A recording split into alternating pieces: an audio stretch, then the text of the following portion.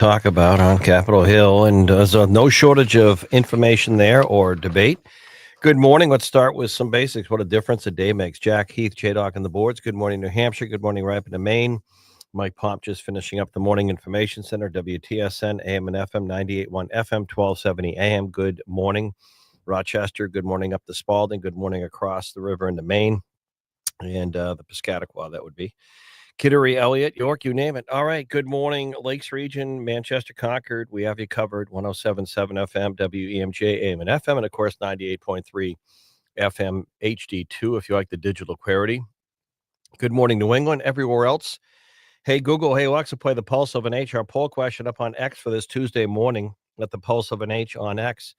Do you think it would be I guess the bad way to, I guess, well, way we can put this, J-Dog, do you think it would be, because we want yes or no answer. Do you think it would be bad to close the state library and the Council of the Arts as part of the state budget consideration cuts? My gut is it probably won't happen. Apparently, it would save about $6 million in operating cuts, but New Hampshire is looking seriously at tightening the belt. But the state library, one of the oldest around, and the Council for the Arts, yes or no? Do you think it'd be a good thing? New Hampshire State Library. And one of the things that's up on our poll question on X, J-Dog, we'll give you the results from yesterday if you have them, J-Dog.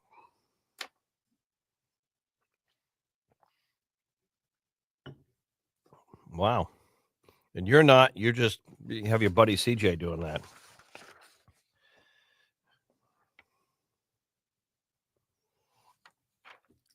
Oh, ouch.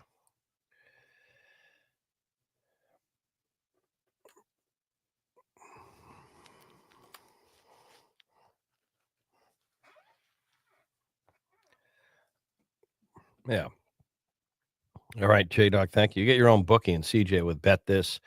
We'll hear more from that as we get into the week. All right, our own White House correspondent John Decker will be coming up. He sent me a video clip yesterday. He got a direct question right when the president had a press media availability about the economy, worries about stagflation. That's when you have a declining, growing, the economy's not growing, but inflation rates are still too high. That's a double whammy. President firing back saying no. He thinks the boom is going to happen or the growth soon. And companies that are spending more here, like Apple, and you heard about Hyundai, the car manufacturer, investing more here, and other things will kick in. We'll see on that, but that's coming up. We're also going to hear from Anna Brown, Citizens Count, because they have a lot. We have a lot going on here in New Hampshire in terms of local laws and legislation. And we'll get a political check-in from Dean Spiliotis, Southern Hampshire University, one of our political analysts and all-stars. J-Dog on the boards, nicer day. What a difference a day makes as we climb deeper into March. And yesterday was a little middle of the day or early afternoon, a little messy in the central interior corridors, less so on the seacoast than all rain. But today, J-Dog, we have a nice start, nice sun out there. It's going to be up near 50 for a high. So a nice day today. Yeah, nothing. Which happens.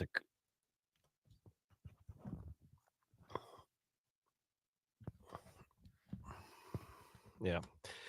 All right. My thoughts, just real quickly, is when you are running a state correctly in terms of fiscal responsibility, unlike Washington until recently, where they really started to look at federal waste of taxpayer money and inefficiencies with Doge, and states like New Hampshire have now put in their own version of that. Florida has, in a big way, saved a lot of money in the state of Florida under Ron DeSantis. But New Hampshire has its own version of experts the governor asked to look at efficiencies because there's less federal money being pumped into the states as it should be. It was a joke for several years. That's what caused inflation. I don't know if anyone knows this. Let me just get on the economic, make my investment in time at University of Vermont worth something for my political science and economic days. But economy, let's just talk about this for a moment. The last several years, after all the COVID crap, and that's the only way I can put it because I don't like to go into that wormhole. But the federal money that was pumped and put into over stimulus and over stimulus and over stimulus into the economy for so quick, too many dollars chasing too few goods. By the way, that's the definition of inflation. Most people in Washington wouldn't even be able to answer that in Congress. So we pumped literally trillions, so much federal stimulus under the Biden-Harris administration. It caused the worst inflation in more than 50 years in America, more than 50 years. That's a fact. And now the reason why states like even Maine, Governor Mills has to cut what she won't cut. So she's raising a litany of taxes. I won't even bring up Governor Healy of Massachusetts. I don't even know. If you want to get different results in these states and keep moving into New Hampshire because we have no sales or income tax, great quality of life, stop voting that way in Massachusetts and Maine. Do yourselves a favor. Unless you like political insanity, love taxes, but there's less federal money being pumped stupidly, by the way, into states. I'm not talking about the federal money that's necessary for some of our nonprofits and our community programs like the group in Manchester, Wayfarer, Families in Transition. A lot of these groups rely on federal funds, and they do great work for families and people in need. And that's very important stuff. I'm talking about the waste. But right now, the states have to be more fiscally responsible. It's not one state, by the way. Every state in America is getting less federal money. Every state in America is getting less federal money. And the party had to stop at some point. So New Hampshire, excuse me. New Hampshire must be allergies, J-Doc. It might have been the granola bar. New Hampshire is really fiscally responsible because this is actually rather, when you talk about the story about the state library and maybe the Council for the Arts having to close. Now, let me tell you what's interesting about that from a media point of view. No disrespect to my former WMUR TV days. These stories, when they're cutting budgets, they always pull out something that's really emotional and they think everyone will galvanize and say, oh, this is so terrible. How can we be cutting our budget to the point that we're closing our New Hampshire State Library? What does that say about reading and education? I'll come back to that. But let me just point out something. So the West federal money's coming in. New Hampshire is the only state in our region that has no sales or income tax. Let me repeat that. New Hampshire is the only state in our region that has no sales or income tax. And somehow everyone from states that have a sales or an income tax and all the other taxes and potholes in the road and allegedly not enough money for public education and the music programs and all this stuff. They all want to move here and we have no sales or income tax. Isn't that amazing? And you know what? You know what's interesting about this is New Hampshire will live within its means. And Governor Ayotte made that very clear in her inaugural address and her budget address in particular after her inaugural address, more importantly, her budget address. She made it very clear that she's going to navigate the ship of state in New Hampshire fiscally responsible and no big new major income taxes like Governor Mills is doing in Maine after she promised she wouldn't raise taxes when they were getting all the federal juice. And then the juice stops the spigots of federal spending. And Governor Mills in Maine, liberal ideological thinker, is just going to raise a bunch of taxes because she doesn't know how to fiscally cut. She won't cut anything. And that's just, bigger government's better. But not in New Hampshire. Not in New Hampshire. And you look at Governor Kelly Ayotte and how fiscally responsible the New Hampshire legislature is going to be, the Republican-led House, the Republican-led Senate, and they're going to do the right thing. So my suspicion is, when you are running a state correctly, unlike the federal government, or Massachusetts or Maine, forget Vermont, or Connecticut, I won't even dignify Connecticut. What a sham the state of Connecticut is. Talk about taxes. Oh my goodness. They even tax you when you sell your house when you're leaving the state as a punishment. They want to bleed and suck you dry in Connecticut. And why you live there is beyond me. But anyway, a lot of people move in here. That's why our real estate's holding. So New Hampshire lives within its means, the only state in the region without a sales or income tax. But when you start to cut, you put everything on the table. It's just like a household budget when it's run correctly, money in, money out. If you have not enough money in your household, what do you cut? Oh, we might not be able to go out to dinner one night a week. Oh, we might have to cut the kids, third sport or, I'm just saying, karate lessons or something because it is a couple $100 a month, or youth hockey. I remember playing hockey even when I was a kid playing hockey. It was expensive to get your equipment.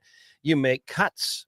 You cut back. You can't really, I told you, and I'm going to tell you this morning some more tips on how to cut your electricity usage and your healthcare cost, but you really can't control. You can shop as aggressively as you want when you grocery shop and go to this store or that store to save money. But after a while, you don't control a lot of the prices. So you cut and you put everything on the table when you're running a business or a household.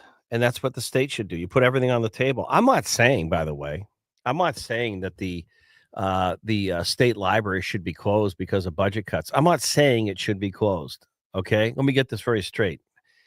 But I will say this. there might be ways to keep it open. And it may be something the lawmakers in the end, it could be the Senate president, it could be the House Speaker, Sherm Packard, it could be the Senate president, it could be Governor Ayotte in the end decides to keep that open and not have it cut because apparently it would save about $6 million a year. And they're looking at cutting and living within our means as we should. And you, as taxpayers in the state, should want that. So someone leaks out, oh, they might close the state library in the New Hampshire State Library as part of the budget cuts, the oldest state library in America. How awful! How can those lawmakers even? How can they even be thinking that? Well, they're looking at running the state fiscally responsible, and you put everything on the table.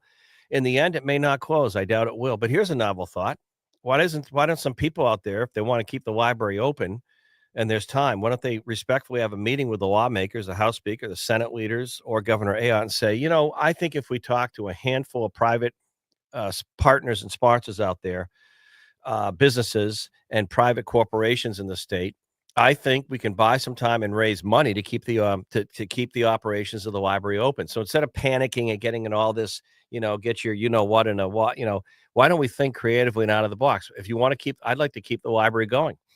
So let's have some fun with my show here. Whenever we do raise money for the state for veterans and my veterans count, which is coming up May 7th, veterans count part of Easter Seal's 12-hour radiothon.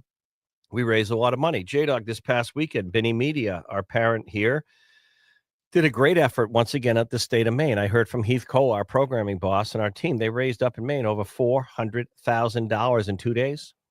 400,000 for young kids in need, right, in Maine, right? Children's Hospital. Okay. The hospital needs private money. Over $400,000 in 2 days in the state of Maine. Or our listeners, over 400,000. So if you want to keep the state library opening, instead of whining and jumping up and down and panicking and saying, "Oh my goodness, how can the lawmakers even think this?" Keep it open. Stop whining. Keep it open. Come up with a game plan. Step up if you really care about the state library. In fact, I'll put this out there. If one corporate or business leader listening has ideas, give us a call at 603-228-2080 during the break, and we'll get a couple together. We'll brainstorm. There's some great people in the state. I mean, Amanda Grapponi Osmer, I'm not saying that she's the bank, but she has great ideas, bringing back the trade. She's a true leader. She thinks out of the box. Let's get about 10 people in a room. 20 people. We'll use our conference room here at Benny Media. How about that? Right here. Or the old Walker School, our Concord Media headquarters here. Get some leaders in the room. And let's get some brainstorming going and help out our lawmakers, help out the governor. Say, look, we got an effort going. Let's keep the library open. One of the oldest libraries, state libraries in America. Let's keep it open. It's a great resource. Let's just keep it open, and let's raise some money along the way. Let's come up with a 2-year capital gain campaign raise here. We'll start with this. Keep it open. You don't have to cut it. You don't have to close it. Oh, wow! Out of the box thinking. There you have it. Some commentary. 603-228-2080. Hey Google. Hey Alexa. Play the Pulse of an Age. J-Dog and the boards. Jack Heath. Back in a moment.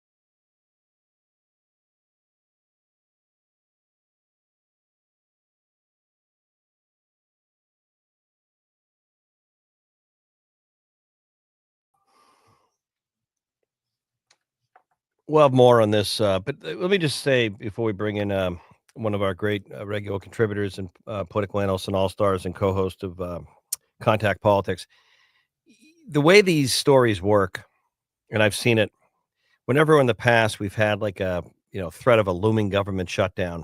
Remember this the years. The first thing that happens when it comes up to the 11th hour, will the government shut down? Is the people that don't want they want to keep things as they are will leak out stories like White House tours or the Easter egg. The April White House tours will be canceled, and the monuments and the Smithsonian will close, and all this stuff. And then all of a sudden, the government stays open. So this story in New Hampshire that the state library, the New Hampshire State Library and the Council for the Arts may close because they're considering budget cuts because they have to, less federal money pouring in. What happens is someone who doesn't like this story, who knows about it, just because it's on the table. And when you're running a business or a household or a state correctly, everything should be on the table. That's how you cut a budget. Everything should be on the table until you take things off the table. And it's called priorities. So someone leaks out a story to WMUR or someone today that they might close the state library, the oldest in America, and everyone gets all wound up. Okay, how about this? Corporate leaders step up in the state of New Hampshire, work with lawmakers and the governor. I'll volunteer my show here to galvanize some meetings here at our Capitol Binney Media headquarters. We'll talk about ways to come up with a capital campaign to keep the state library open. And it can be done if you approach the governor and lawmakers, because I don't think they'll close it anyway in the end, but it's on the table because everything should be on the table. As you say, look, we want to keep it open. We're going to get some corporate sponsors and underwriters to fund the operations of the library, even if we have to. Here's a novel thought. Maybe it's not open every day. Maybe we keep it open. We don't close it, but it's open Monday, Wednesday, and Friday to the public. But we'll work a way to keep it open because that's New Hampshire. That's how we do it. That's innovation. That's leadership. So I love how these stories work. Someone leaks it. Oh, they're so mean at the legislature. They're going to close the state library. Instead of someone saying, well, wait a minute. How can we keep it open? Just a thought. Brad Card, one of our political analysts and all-stars out there, co-host of Contact Politics. Good morning, Brad. Well, it's 5 to 6 million a year over the next couple of years to keep it open. There's ways to keep it open, but instead of everyone jumping up and down and screaming, oh, Kelly Ayotte, Republicans, Democrats, just come up with a way to keep it going. All right, Brad. I know. I don't know where to begin, Brad. I really don't. In Washington or beyond, there's so much happening. What's catching your eye down there? What are we missing down in D.C. live?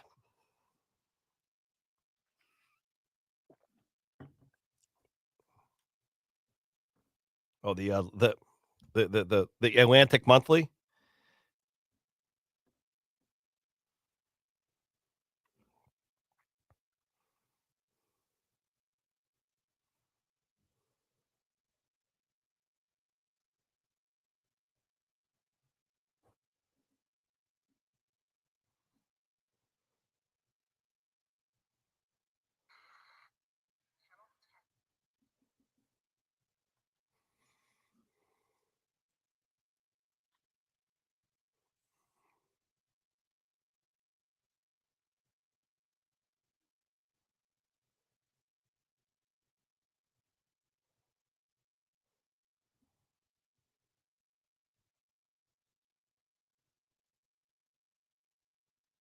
Yep. No, I agree with that.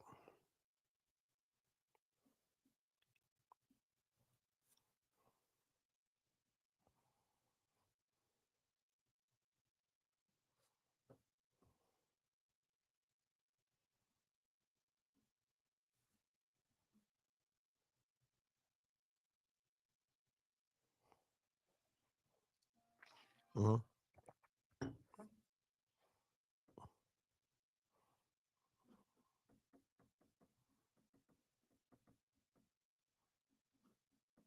All right.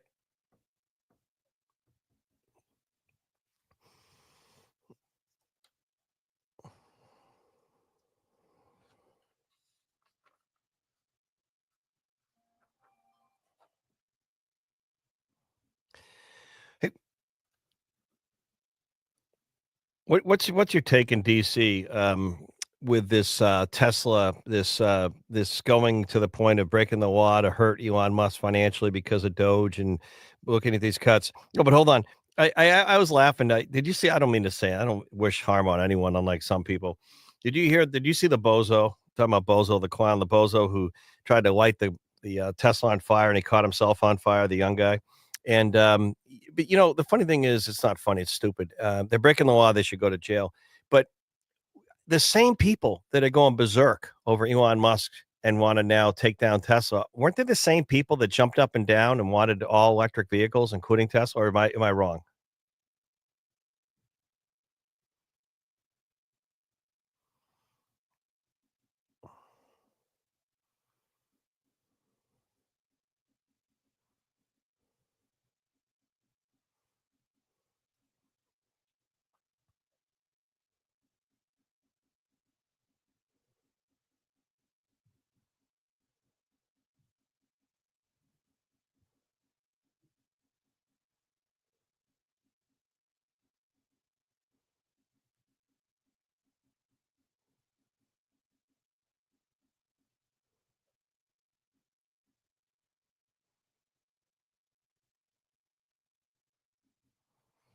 Right.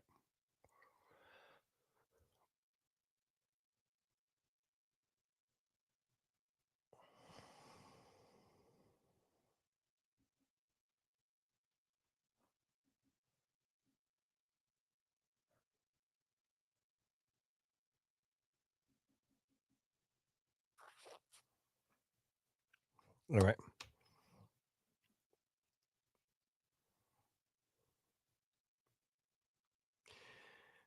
Right.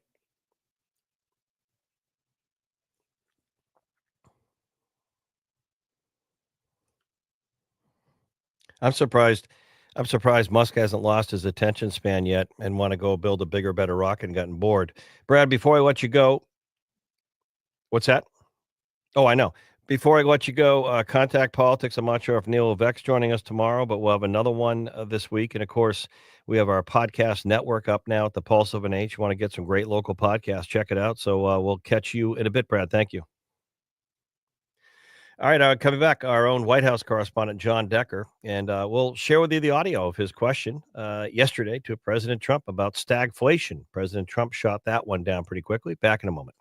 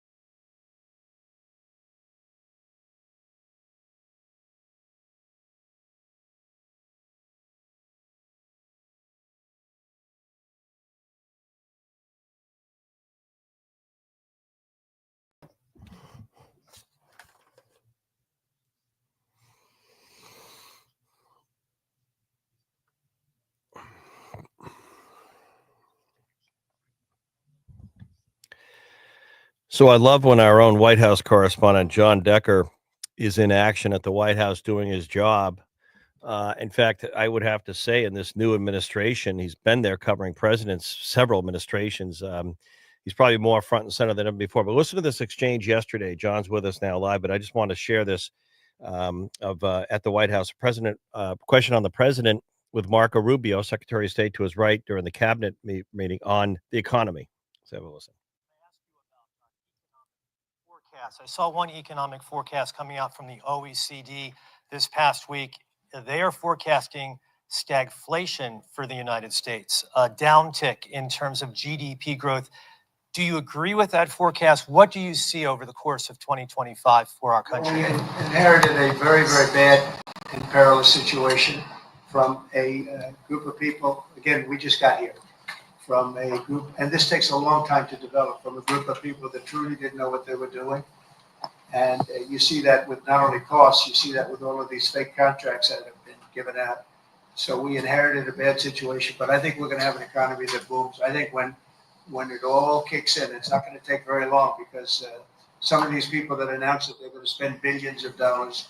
I mean, literally, Apple is spending $500 billion. They've never made anything close to that to do that. They're building plants here instead of China, instead of other places. When it all happens, and it's going to happen very soon, these are people that are already, in many cases, they're already starting. They just announced. In some cases, they announced, but they actually started before the announcement, as you know, because some are already building. This is going to kick in. I think it's going to be amazing. So they're looking at, based on numbers that I was looking at 6 months ago, 7 months ago, I was very concerned about the economy. We're going to have something that's like nobody's ever seen before. We have John Decker, our own White House correspondent. Great question on stagflation. John, I would have to tell you two things. You might disagree with me. I would have to guess that 70% of the members of Congress, even on some of the financial committees, if I asked them in a sentence to define inflation or stagflation, I don't know if they could answer me.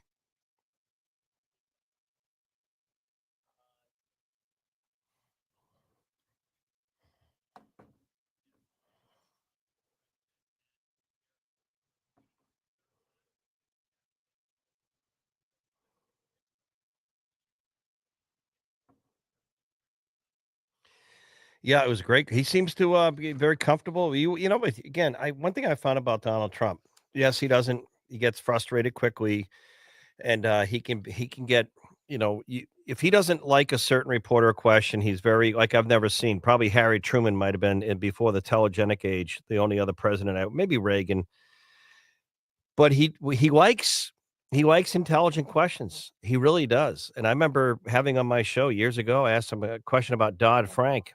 And when the smaller banks here were facing all these big regulations after the meltdown, and he was running for president the first time, you know what he said?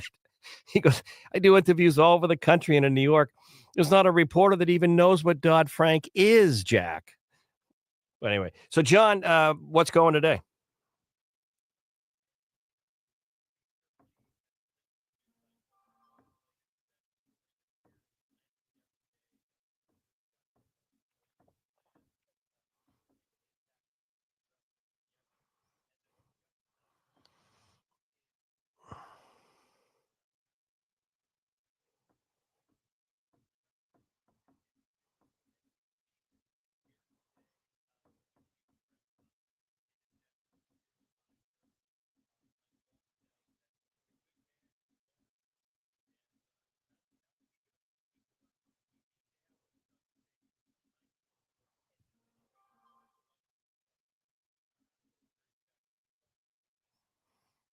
What?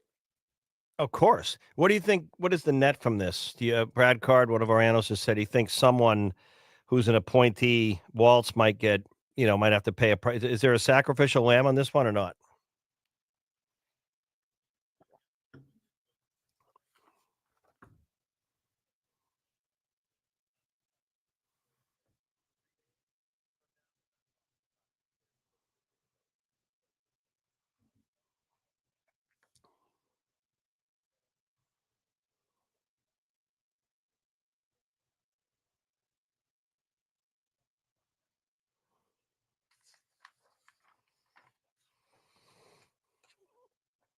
All right, John Decker, our own White House correspondent. Thank you, John. Yeah, I really do, and this will lead to some commentary. When you talk about the economy, and John Decker asked President Trump about the economy, these ups and down days, the markets, inflation's still too high, worrying about the economy. I really think it's worth a moment to understand what drives so much of the crap we have to live with. I mean that sincerely. When things are so convoluted and complicated, and I was half joking, but I was serious. I bet you if I went up to ranking members of Congress or the Senate and said, and I mean this, let's just have fun with one of them. Senator Elizabeth Warren, she's always talking about the economy and corporations and big stuff. If I said, Senator Warren, I have a quick question for you.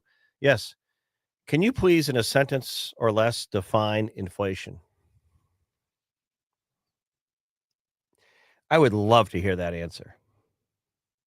I would love to have heard it from former President Joe Biden, but I don't think it would have been a clairvoyant answer.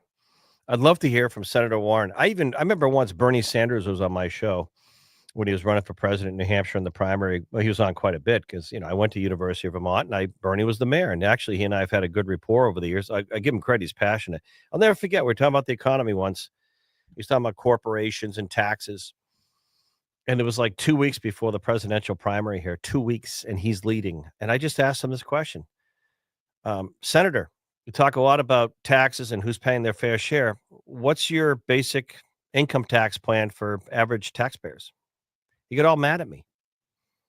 Jack, I don't have a big staff. I don't know the answer to that. And I said, Senator, the primary is 2 weeks away. Maybe people want to know. Are you going to change the federal income tax brackets? I don't know. I'm working on it. But if I ask Senator Warren and some people in Washington, Republicans too, how do you define inflation? I guarantee you they could not answer the question. Too many federal dollars or dollars chasing too few goods. That's it. Just a handful of words. They couldn't even answer the question. And I'll tell you one they could not answer is stagflation. Can you define what is stagflation and why is it bad? What is stagflation? I don't think they could answer the question. I learned this stuff as a junior and senior in Burlington, Vermont at UVM in my macro and micro economic classes. We studied Keynesian stuff, different curves, different economies, supply side, supply chain stuff, and good teachers. And, talking about stagflation, inflation, and the role of government and federal spending and what are the healthy percentages. We've gotten all messed up. But stagflation is really a bad thing. And John Decker had a great question of President Trump. Of course, President Trump knows what it is. But a lot of presidents probably couldn't even tell you couldn't answer the question. How do you define stagflation? Oh, economy shrinking, interest rates are going up at the same time. And all of a sudden you have a real problem because consumers pull back and unemployment goes up. It's the worst. It's like a tropical storm that becomes a hurricane. But why is New Hampshire? Why is this story front and center today? The oldest state library in America is in the budget chopping is on the budget chopping block as lawmakers look for cutting spending, and the New Hampshire Council of the Arts, and it could save the state $6 million a year. And that's a story that's leaked out and thrown out there as a way to make the lawmakers who are looking at cutting the budget bad. That's how the game works, folks. I'm just telling you because I've been on all sides of this circle or all sections. That's how the game works. In Washington, if they're going to cut a program, they throw out something. Or they cut the USAID. They interview the woman who's crying about, I don't know how I'm going to pay for my daycare. Of course you don't. You lost your job. But as another person online, one of our listeners posted, it's a great point. When all the COVID crap was happening and full-time military people were being let go, mothers and fathers and dads and moms, because they wouldn't get the mandatory COVID vaccine, they were fired. Were you crying then? Was the national media doing an interview with people who had been fired in the military or young state troopers who were, being forced to take a vaccine they didn't need and they knew better? And they were worried about paying their child care. Were the networks there catching the tears? No, I don't think they were. It's a game. Unfortunately, so much in life is a game. It's a game. To me, it comes naturally, but I see it. So I help you through my show see the context here. And here's the constructive thing I'd say about the state library. And I'd love it because someone, if they listen and they go, I can't believe Jack's saying he wants the state library to be closed. Did I ever say that? Did I ever say that? And oh, conservative don't like the arts and the New Hampshire Council for the Arts, and they're going to close it. No, I don't want that closed, and I don't want the state library closed. And I honestly don't think Governor Kelly Ayotte wants the state library closed, or the Council for the Arts, or the House Speaker, or the Senate President. But they're looking at running the state financially responsibly and cutting. And when you run a household or a business, which politicians in Washington don't understand, thank God our lawmakers here in New Hampshire do. We don't have a sales or income tax. There's less federal crazy money being poured into the states as there should be, and the party's over as it needed to be. And that's what caused the worst inflation in 50 years. So if you wonder why and where the heck inflation came from, it came from Washington, D.C. Do you remember one of the funniest ones I'll never forget, when Joe Biden and Democrats touted the so-called Inflation Reduction Act, and all it did was stoke inflation? It was like a $1.6 trillion boondoggle, and they were tripping over each other, taking credit. All these infrastructure it was just federal money pouring in, federal money, stimulus. And the inflation started like gasoline on your wood stove, and it was over. 50-year worst inflation. That's where it came from. It didn't come from Mother Nature. It didn't pop up overnight. It came from too much federal spending. So now New Hampshire and Maine and all the states, everyone are having to deal with us. The difference in New Hampshire is they're doing it right. Everything's on the budget cutting table. If I was governor, I'd put everything on the table. And then I'd start eliminating the ones that I would not cut. I'm not going to cut afternoon programs for families in transition and kids in need. You're not going to cut certain things for seniors. You're not going to cut some basic services. And I don't want to see the state library closed or Council for the Arts. But when you're running a household or business, you put everything on the table. Okay, let me just explain this one to you. Okay, all the people jumping up and down this morning. Oh, they might close the state library. We're going down the tubes. What are the Republicans doing? They're running the state responsibly, and they're the only state in New England that has no sales or income tax, and we will balance the budget, and we will do it responsibly. It's something we could teach Maine how to do, or Governor Healy in Massachusetts. They don't know how to live within their means. They don't. Governor Healy, there's a national story. She's more fixated on seeing illegal migrants who allegedly raped young girls in Boston being freed before ICE came a month ago. That's what they're interested in doing down there. But here, no, not in New Hampshire. We'll live within our means. But here's what I'd say about the state library and the Council for the Arts. And I'll put a marker down on the table here, and I'll help. My show, we try and do good. All sides of the aisle. So why don't we as a community, business leaders, companies, let's look at a 2-year capital campaign to keep the library open, starting in pieces along the way, increments, so that maybe a group of business leaders in New Hampshire, corporations, business leaders would say, I'd love, and give your company some credit for doing it. I'd love to keep the library open. Binney Media, the parent company for this show, the Pulse of an H&R Network, just the other day in the state of Maine for Barbara Bush's Children's Hospital, in 2 days, raised close to $500,000 from private contributors, listeners. My radiothon, May 7th, for Make 12 Hours Count, Veterans Count, part of Easter Seals, will raise over $100,000 again, I'm sure. We've raised over, I don't know how much now, well over $1 million in the years I've been doing this. Want to keep the library open? Let's come together and do it. Come up with a capital campaign. Help the lawmakers. Help them take it off the table. Start getting some pledges. We can raise money to keep it open. And here's a creative concept. It doesn't have to be open every day. I mean, bank branches aren't open every day, or they may close at 4. Town halls, by the way, in smaller communities in New Hampshire, they're not open 9 to 5 days a week. Your town office may be open Monday, 9 to noon, Wednesday, 9 to 2, Thursday and Friday, 9 to 1, whatever. You get creative. You stop whining. You get creative. You get innovative, and you set your goals, and it's called leadership, and you lead the people on the way to do it. And then you go to the governor respectfully and say, Governor, we have an effort here, started through my show, to keep the library open to help you out so that you don't have to close it. Oh, wow. Thank you. Thank you for being a good citizen in New Hampshire. Thank you for helping us because it's a great thing to keep the library open. 603-228-2080. If you're interested in that and you want to help, seriously, we'll start. Strengthen numbers. Get 100 business people together. It doesn't have to be 6 million in the first year. You just tell the state it's not going to, well, you don't have to open the state library every day, 9 to 5. Let's open it Monday, Wednesday, and Friday. We'll cut the hours, but we'll keep it open, including the Council for the Arts. Some commentary. 603-228-2080. Hey, Alexa, hey, Google, play the Pulse 7H. Back in a moment.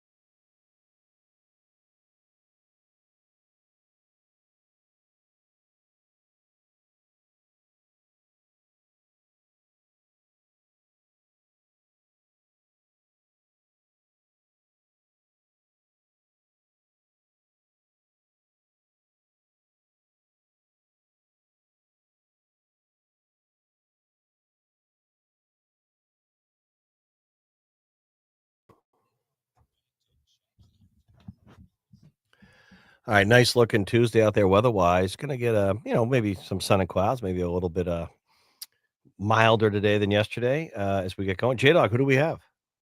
Oh, Adam's on the line? I thought he was coming in from the Gold Exchange. I thought he was out in the hallway. Well, you know what? I'm gonna have him call back as well because I don't wanna Adam, good morning. I thought you were coming into the studios. How are you?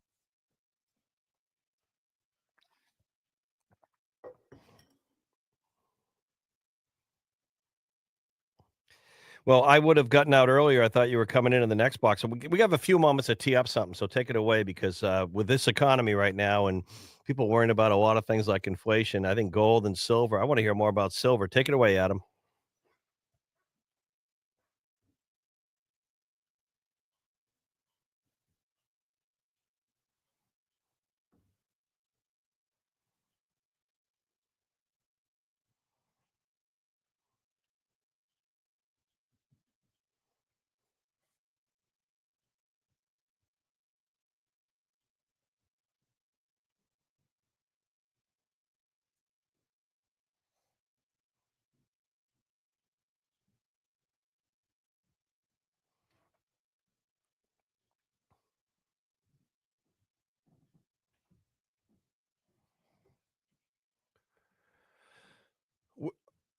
Where exactly is the office, Adam?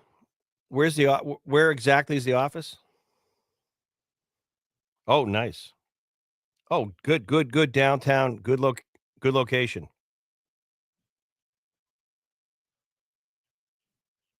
You got it. I'll be down. And what about silver? Quick.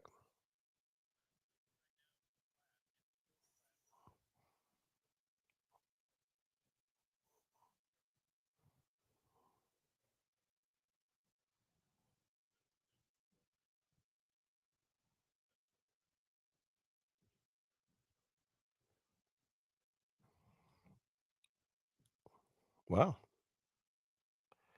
awesome. I'll be in to get some. What about now? What's gold at right now today?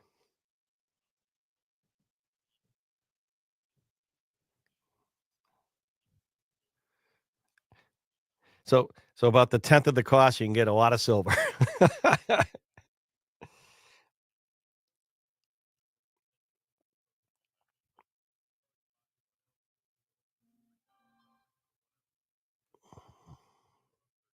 Forecast. I saw one.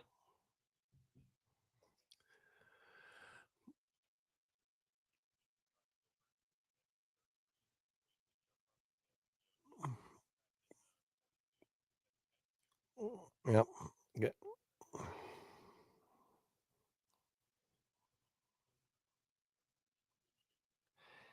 I love it.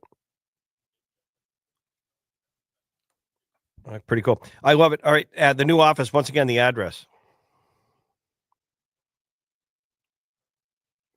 Alpine Gold Exchange. I know it well. I'll be seeing you next week. Thank you, Adam, and we'll catch you in a little bit later. Good luck with your assistant today. All right, coming up, top of the 10, Anna Brown's going to tell us about some local laws and a whole lot more next.